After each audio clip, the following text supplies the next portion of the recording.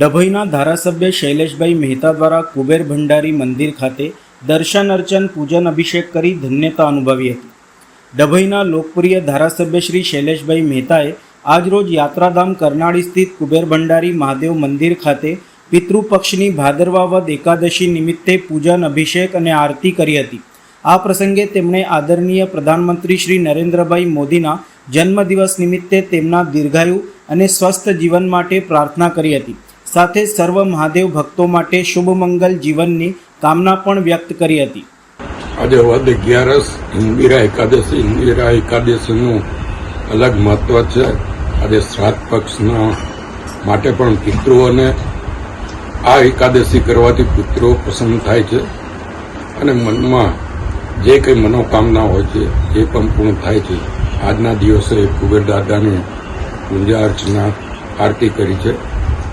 આજે આપણા વડાપ્રધાન નરેન્દ્રભાઈ મોદીનો પણ જન્મદિવસ.